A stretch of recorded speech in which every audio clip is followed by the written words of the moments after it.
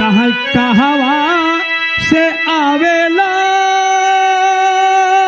सिंहोरावा।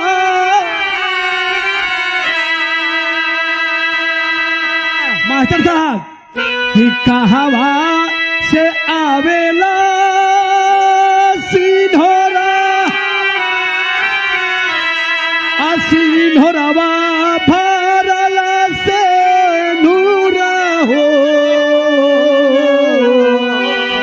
अरे मोरे रामा कहवा से आवेला पियरिया पियरिया लागल झालारी हो।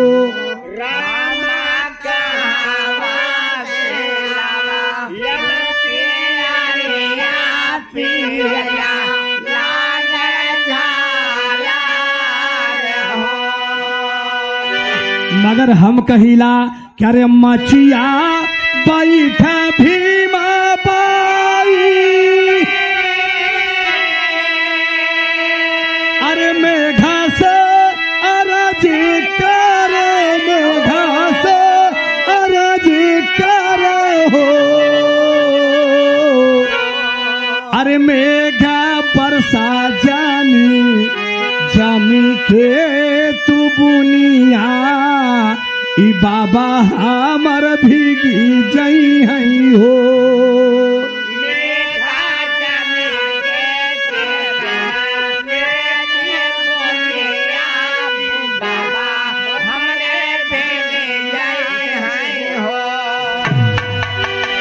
तब से मास्टर जी एक लाइन और तब से पहुंची आइन धीरज भाई दस पहुंची ने गिने सुनिन की भीमाबाई के लड़का भव पहुंचिन भैया कहा देना रे 10 रुपया। अरे बाप रे जब पहुंची आइन तो गावत हईन वो कैसे गावत हईन। अरे भूआ रे पार रे होरी लावा के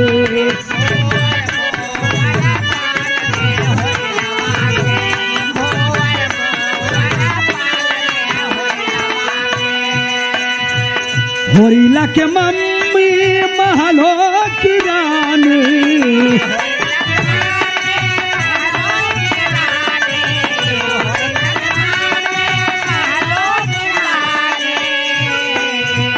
पापा पापा पापा है रंग बाजर होरीलावा के।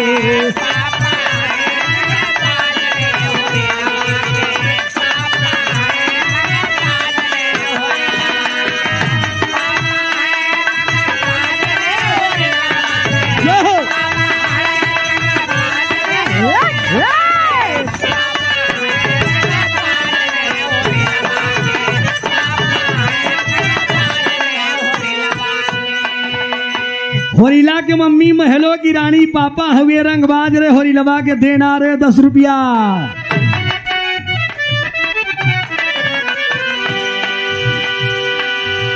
भारत में रहा जब अंग्रेजी ससनावा।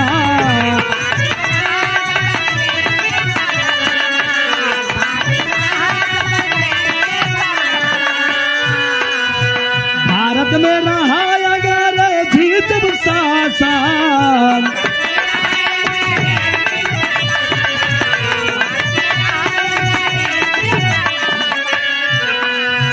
बहु बेटियों के लिए रहले दुशासन।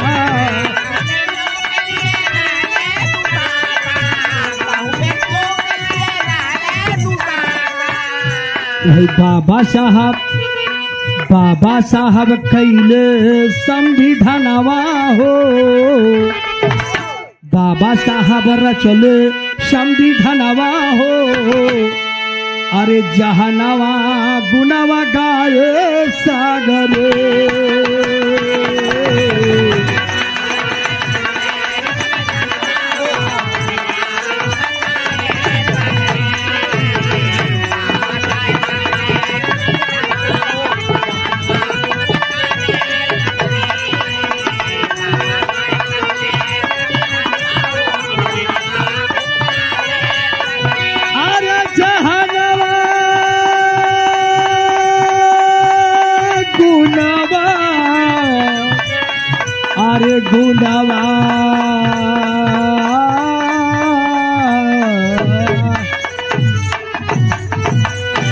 बाबा साहब ने जब संविधान की रचना कर दिए, मैं 60 में बता देना चाहता, क्योंकि जिस बात को मैं बता रहा हूं शायद इसमें जितने लोग बैठे सब जानते हैं। अंग्रेजियों का जंजीरों में गुलाम था। हिंदुस्तान के लोगों ने कहा कि मेरा अंग्रेजों मेरा देश छोड़ दो। अंग्रेजों ने कहा मैं तुम्हारा देश छोड़ दूंगा, मैं तुम्हारा देश छोड़ दूंगा अगर तुम्हारी इतने बड़े देश में कोई विद्वान हो जो इस देश के संविधान को लिख दे। गौर करेंगे, संविधान लिखने वाला कोई नहीं था, गांधी जी बैठे थे, तमाम मेरे देश के लोग पुरुष नेता बैठे थे जिन्होंने मेरे इस देश को आजाद कराने में अपने प्राण की आहुति दे दी। गौर करने की बात है लड़के, संविधान लिखने की बात आती है, अंग्रेजों ने देश को छोड़ दिया, कहा लो मैं तुम्हारा देश छोड़ दे रहा हूं, मगर तुम्हारे देश का शासन चलाएगा कौन? कोई बोला नहीं राकेश भाई। बाबा साहब ने आया और बाबा साहब ने उठा दिया हाथ कि मैं अपने देश के संविधान को लिखूंगा। 2 साल 11 महीना 18 दिन तक, जब तक बाबा साहब ने, गौर करने की बात है, संविधान लिखा, जब तक बाबा साहब ने, मास्टर साहब, संविधान लिखा, तब तक कौन चलाया शासन? मेरे देश में कोई शासन नहीं था। जब तक बाबा साहब ने इतने दिन तक 2 साल 11 महीना 18 दिन शासन चला, संविधान लिखा, तब तक अंग्रेज ही शासन चला रहा था। उस अंग्रेज का नाम था लॉर्ड माउंटबेटन और उसकी पत्नी का नाम लेडी माउंटबेटन। जिस समय बाबा साहब ने संविधान को लिखकर उसके हाथ में सुपुर्द कर दिया, वो अंग्रेज छोड़कर चले गए और तरह मानने लगे कि बाहर हिंदुस्तान में ऐसे विद्वानों की कमी नहीं है।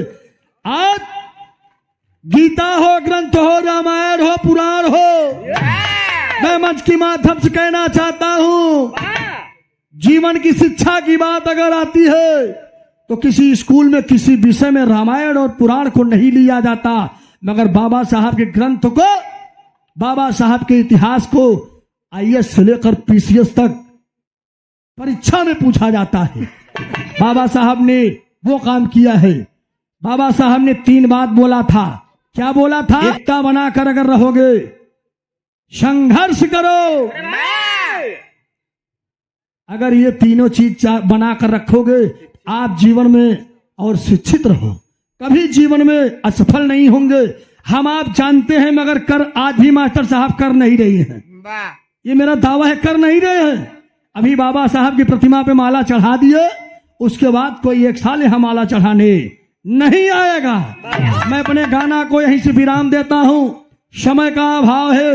इधर से आप सुनिए, फिर इधर से हम फिर सुनाएंगे आप लोगों को।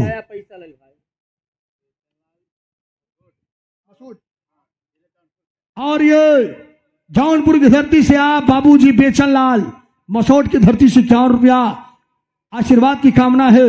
जय भीम, नमो बुद्धाय। छोटा छोटा गाना होगा तो अच्छा लगेगा।